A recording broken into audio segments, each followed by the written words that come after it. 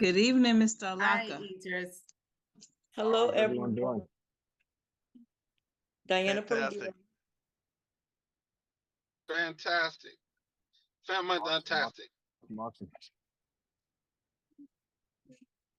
Nice. Who's ready for today's call? Hey, we're I on. am. We're on. We're All right, here. all right. Okay.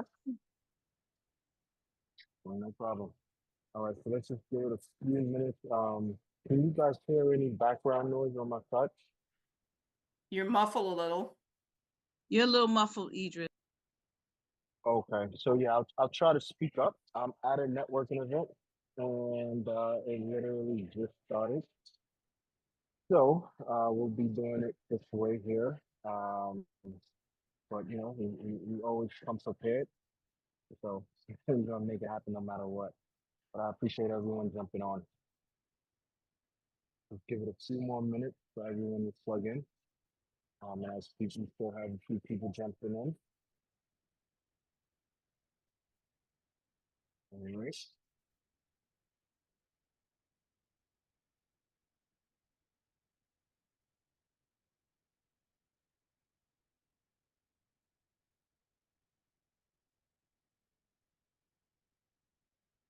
All right. All right. Once again, can you guys hear me clearly? Do I sound any better this way? Head nod, thumbs up, something. Yes, we All can right, hear you perfect. clearly. Yes. Perfect. So yes, I know last week or the last time I was on, we did the different perspectives of the solar deal, and hopefully, you know, you guys got some value from that. This week is about having emotional intelligence, and I know that may sound like it's something that may not be important for a solar deal, but it's important in so many aspects of the deal. Before the deal, as you're booking appointments, if you're outside knocking doors, generating leads that way, and or dealing with family, friends, neighbors, things of that nature, all of these things require emotional intelligence. And you know, as some of you guys have seen me in consultations before, you may think that I may come across as indifferent. I don't want to say I don't care, but a little bit indifferent. And the reason why is because you can't be too high or too low, right? Emotionally. If you come into a situation too high or too low, believe it or not, your client is reading that from you and they're feeding off of your energy. I'm not sure if anyone was on the call earlier, hearing from Mr. JT Rangel, right? And he basically said, you know, once again, you have to be in control and assertive with the client, right? But you don't want to give them any emotion where you feel like you need the deal, you have to have the deal, because they literally will use that against you, right? And it happens all of the time, right? So every time I'm dealing with the client, there's a level of indifference. But let's just start off this way. And obviously, just due to the nature of the situation tonight, this call would be a little bit expedited, right? But I definitely want to always still give value. So let's talk about booking the appointment. And once again, this is whether you are knocking doors, calling leads, calling family and friends. It does not matter, right? And I'm explaining things this way because obviously this has been my experience with some people on the team, but even before that as well, right? And as there's a two-part to a solar consultation, obviously there's a part from the mentee in most cases, and then there's a part from the mentor who actually closes the deal. As the mentee, first and foremost, you want to set the right expectations about who you are and the role you play. Here is why this is so very important. And I'll say this again, right? Setting the right expectation about who you are and the role you play. Now, why is this so important? If you tell your client, for instance, right, I'm using this as an example, that you own and operate a solar company, right, as an example, and then when we have the appointment, you kind of like send them, your client off to the mentor, right? then sometimes the client could say, hey, well, if you own the company and this is what you do and you're the specialist, then why are you sending me off to somebody else? Right. Now, I mention this because this literally just happened recently where I had a client and literally because they were sent over to me, the client felt some type of way from the mentee because the expectations weren't set appropriately, right? So however you want to word it of the role that you play, whether you're I don't even like saying the word I'm in training. That might be the case, right? But you don't want to literally just send the client off. It's a partnership, right? So as you bring the client to the situation, then it's a partnership between yourself and the mentor as we both close the deal together.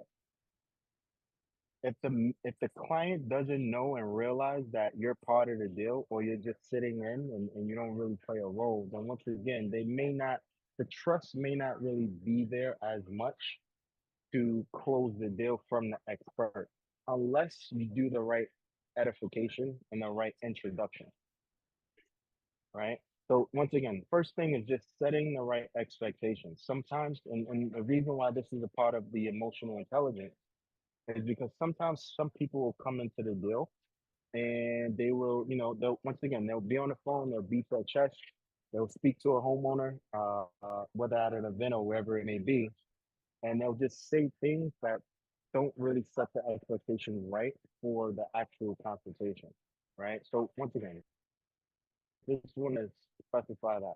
In addition to that, while booking the appointment, you want to have posture, obviously, right? We hear that a lot.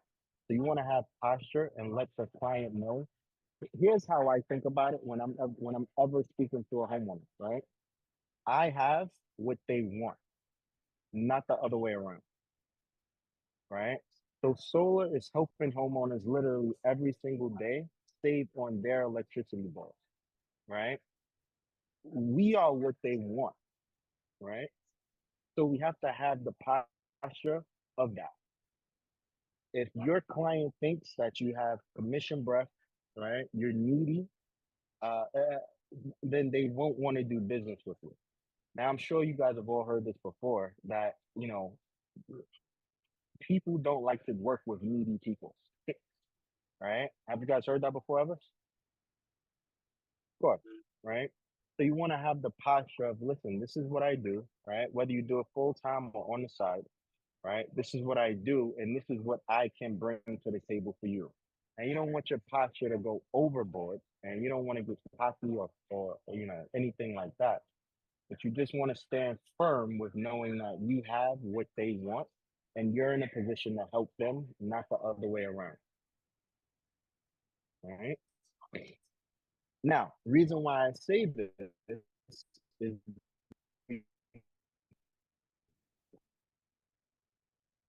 because again, I've had a few has asked for help, right? And they come from a position of, hey, I just want you to help me, right? I want you to see this, and you know that's not really from a position of posture. Now I know the system when you first get started, there's a script that asks you to reach out to your to your closest family and friends for help. Once again, if you're just getting started, that's one thing. But if you've been around for a bit, you have to kind of move from asking from help to you being in a position to help the client, if that makes sense, right? Because if you ask for help, it's not a position of posture, and then literally the client will not take the appointment serious. If the appointment is not taken serious, chances are you may not even have the appointment, right? And now it becomes a waste of time for everybody, right? So keeping that posture is important. We talked about indifference. So when speaking to a client, I already know human nature and how some people will sign up today and then want to cancel tomorrow for all types of different reasons. So my attitude throughout the whole process is indifferent, right? Once again, I don't want to be too high or too low. If they decide to move forward, great. If they decide not to move forward, great. Don't want to be pushy, don't want to be overly aggressive, but you don't also want to be passive, right? So I'm saying this is because this is all information that can be used in the booking of the appointment process, right? In addition to that, right? Now, as indifferent as things may be, you also want to have a sense of being assertive, right? So in this process, we need to lead people. We can't have people lead us. So for instance, when it comes down to booking an appointment, if you guys have ever heard me book an appointment, even a follow-up appointment when we're on this deal, I'll always give the client two options, right? Which one works better for you, weekdays or weekends? If they say weekends, okay, perfect. Which one is best, Saturday or Sunday? If they say Sunday, great. Which one's best for you, afternoons or morning? If they say mornings, okay, 10 o'clock or 11 o'clock, right? I'm kind of like funneling them down to a specific time. I'm leading them, but I'm also giving them the choice. The reason why is if you don't lead your client to the specific outcome that you're looking for, then they'll lead you to nowhere, which is following up forever, not booking up an appointment, kicking the ball down the road, and literally never, ever, ever getting anything done. Does that make sense? All right, all right, all right. So this is once again just some you know how to how the right mindset or just how to kind of emotionally deal with the situation before actually booking the appointment. Yes, Miss Wen. Manager. So can you repeat what you said about demonstrating indifference? Hmm. So I always have indifference in every single deal that I do because I never want the client to think that I'm needy of the deal. So that is a great question that you asked. It brings up another point. So when you go and when we all go into an appointment, the client, it doesn't matter whether they're friend, family, stranger, doesn't matter. They are thinking that you're about to sell them something. So their walls are all the way up, right? So most salespeople, what they do when they get on the phone or when they get on the Zoom with the client, they're once again they're in sales mode, right? So they get very aggressive, right? And they're trying to push the deal forward, right? You probably all experienced salespeople, right? And you know how that goes. So instead of giving them that reaction that they're expecting, just come into the situation indifferent. They may go forward, they may not go forward, right? Obviously, that's a personal decision. That's one. As some of you have also experienced, and I'm gonna get to this, but just because a deal closes doesn't mean it's gonna get installed, right? So you can't be too excited too quick because if you show that excitement and you kind of get all beside yourself, then once again, there's so many things that can change the process of the deal actually getting installed, right? So you want to have indifference throughout the whole process. I remember having this conversation with Thomas, right? We talked about numbers, right? And I'm saying in sales in general, right?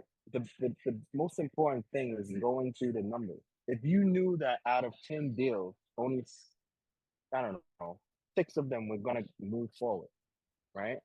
Then in order to close or to have 10 install, you may have to close 20. Is that math right? Yeah, to have 10 install, you might have to close about 20, right? Or maybe a little bit more. But my point is, you want to know and understand the ratio so you don't, once again, you're not coming to the table with permission breath, if that makes sense. Carla, did that answer your question at all? You did. Thank you very much for that clarity in terms of demonstrating indifference. Thank you so much for sharing that. Absolutely. So that's all before the appointment. Obviously, as you guys are, booking appointments, and sometimes it gets a little complicated dealing with family, friends, neighbors, even cold market people as well. But those are just some of the tips and aspects that I had from as you're booking the appointments. Now, after the deal is closed, right? As I just mentioned, just because the deal is closed does not mean, right, that it's gonna get installed, right? So the deal closing is just the front end of the process. Does that make sense? Do you guys hear any background noise at all? Here a little bit, but Okay. and just a little bit. Sounds a little muffled. Okay, sorry Yeah, about that. Yeah, it is. yeah, it's not distracting for me, but a little muffled, but not bad. And I apologize, guys. I'm out here trying to do as much as I can, moving around. I'm trying to move and shake and get things done. So I apologize for the, for anything, but let's continue here. So once again, just because a deal closes doesn't mean it's gonna get installed. So you want to know that up front, right? And be clear of that, right? Also, after the deal closes, right? Now this is key, right? You don't want to test your brilliance with the client. And here's exactly what I mean by that. Obviously, in build, as you guys know, there's so much training that goes on every single day. There's so many things that you can learn and pick up on and know this and know that and this, that, and the third. You don't want to share all of this with all of the clients because sometimes you may not know what makes sense for them or when, or like you may not know all of the specifics and you don't know what you could say that could backfire on you, for lack of better words. Right? And I say this because this still happens to me. Right? So, it's not something that's just, special for some people. It still happens to me. Right? And sometimes I realize that speaking less sometimes actually works better. Right? In some situations. So you just want to keep that in mind. And any questions that the client has, right? I would say you want to leave. Now, I say once again, don't test your brilliance out on the client because any question that they have should be led back to the mentor, right? You don't want to be the person who is answering all of the questions because here's what's that, and it's not because you don't know, and it's not because you might know the answer, but here's what I'll tell you: when you answer the first question, it's going to bring on another question. And when you answer the second question, it's going to bring on the third question. And it's gonna bring on question after question after question after question, and then it's a downhill spiral out from there. Trust me.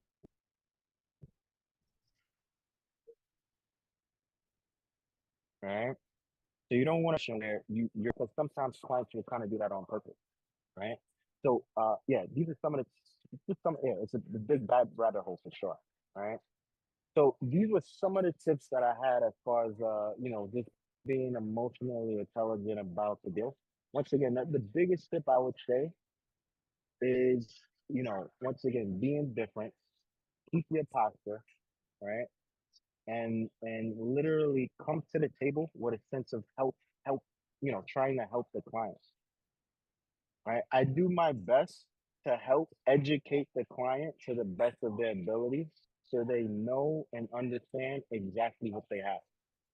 I want to take all sense of this being a sales pitch out, and I want to make it more about an educational process because I truthfully believe if a homeowner understands solar and how it works, then it doesn't need to be sold, right? It just really needs to be explained. And I believe that most human beings are smart enough that if they see something that makes sense, then they'll make the best decision for themselves and their household, whether that is yes or no, right? They'll do that for themselves, right? Does that make sense? Awesome. Awesome. So, with that being said, once again, I don't want to take up too much time of everyone's night, but yeah, I just want to, see if there's any questions or thoughts from anyone has.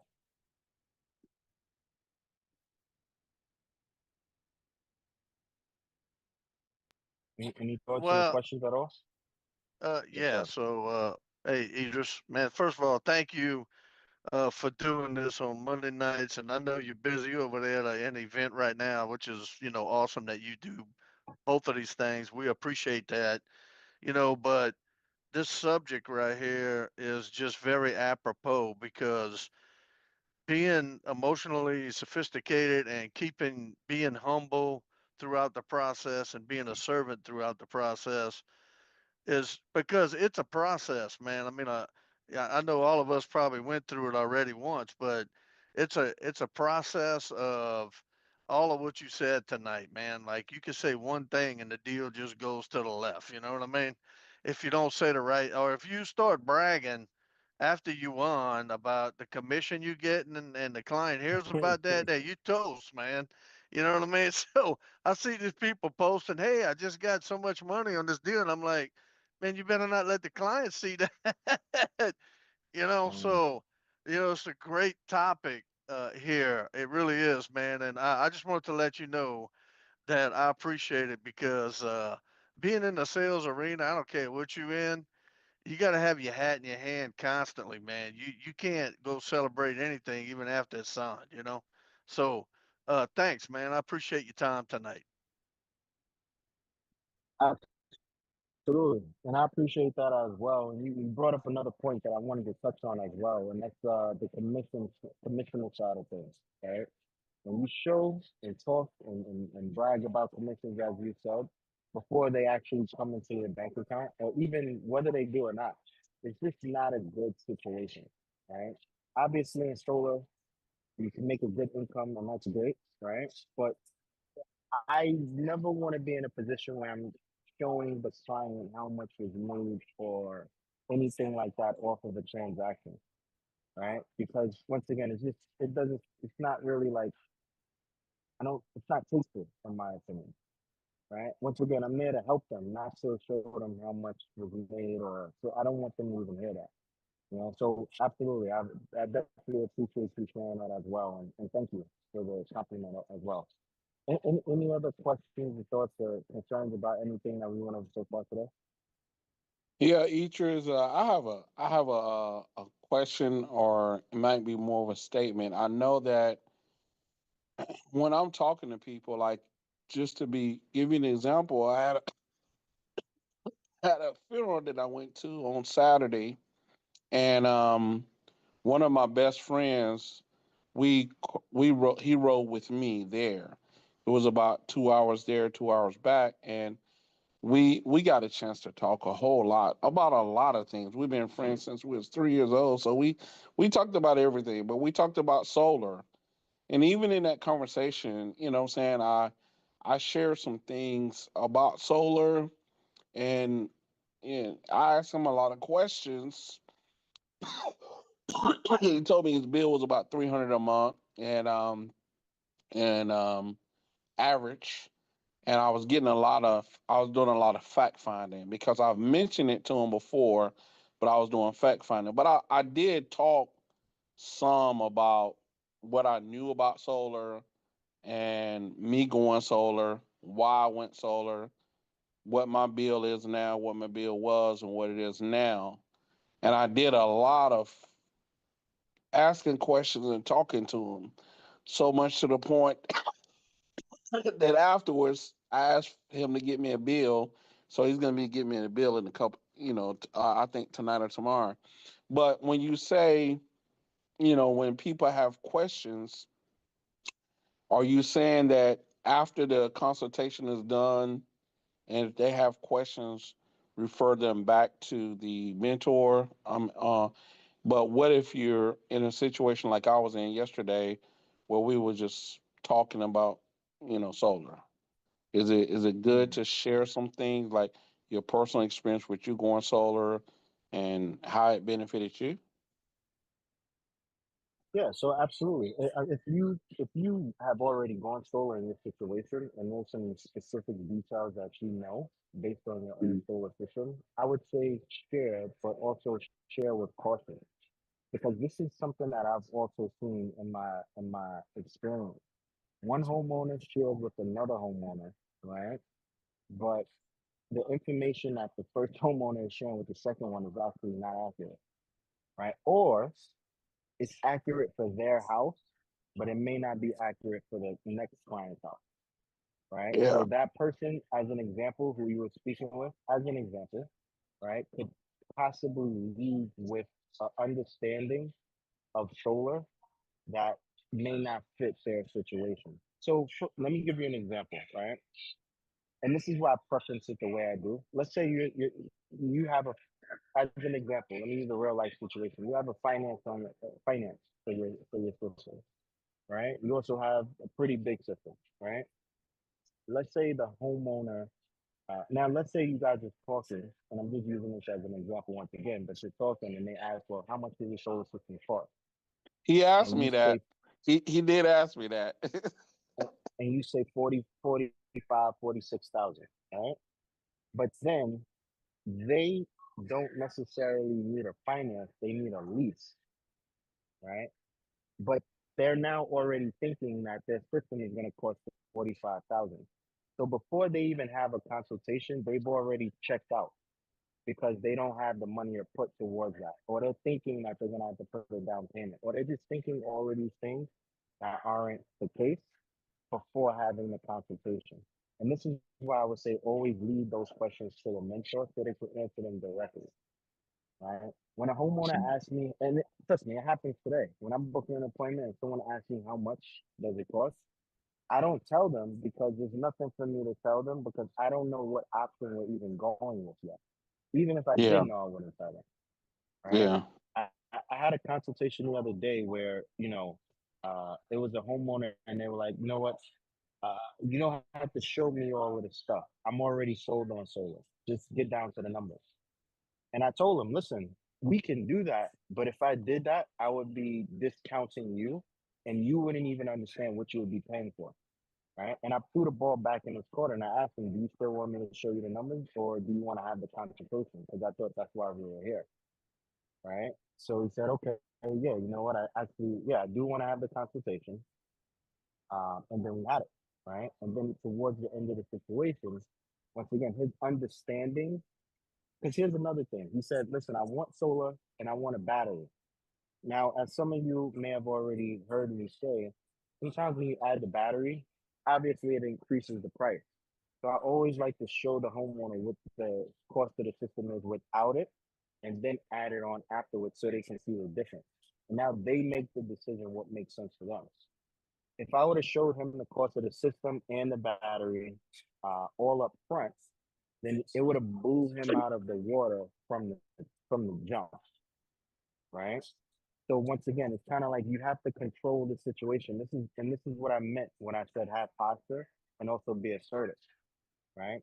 He's on the phone with me because we are sharing the information on how we can benefit him, right? And how we have the service that he needs, not the other way around. So if I didn't have posture and I just would have said, you know what, let me just show you the price, I would have showed him the price and he would have said, oh wow, this is way too much. And he would have not wanted to move things forward. So yeah, to answer your question, Thomas, I would just be a little careful about answering too much. Um, because as I always say, if you answer all of the questions for your prospects, then they may feel that they don't need a consultation, Yeah. right? Yeah. And if And I they tell you what, he did ask me the price of it, and I told him, I said, man, everybody's different. Every Mhm. home is different. I said, what I pay for mine, you may not pay for yours. I said, and we have to see your usage over a year and do the analysis, and that's what the consultation is for, because it's personally designed for you and your wife's home. So that's how I kind of answered it. But thank you, Idris. I appreciate this, man. I appreciate this. Yep. Because Absolutely. when Absolutely. we go solar and we're saving money, we get kind of excited. You know what I'm saying? We get excited and we wanna tell everybody. Absolutely. Well, put it Absolutely. this way. Put it this way. I want to tell everybody. You know what I'm saying? And so I appreciate this training tonight. For sure. We should tell everybody, right? But the goal is just to lead them to a consultation. You know what I Okay. mean? Great. Absolutely. Absolutely. Great. Any other thoughts, questions, concerns at all before we on the call? Are we all good? All right, I think we are all good. So I definitely appreciate everyone jumping on for tonight's call. Hopefully I've added more value to everyone and just a better understanding of, how to operate, booking the appointments and also after the consultation is done, after the door closes. Just the mindset and, how to kind of like emotionally or how to have emotional intelligence throughout the whole process of a solar transaction. So appreciate everyone's time. Thank you for jumping on and look forward to speaking and seeing you guys all later on tonight. Have a good networking event, man. Meet a lot Thank of you people. so- Thank Hey, you so thank you, much. Idris. Thank Yes. you. Thank you. Absolutely. Thank you so much. Appreciate your No time, problem. Idris. Thank No you. problem. Bye, everybody. No problem. Take care. Bye-bye. Bye-bye for now. All right.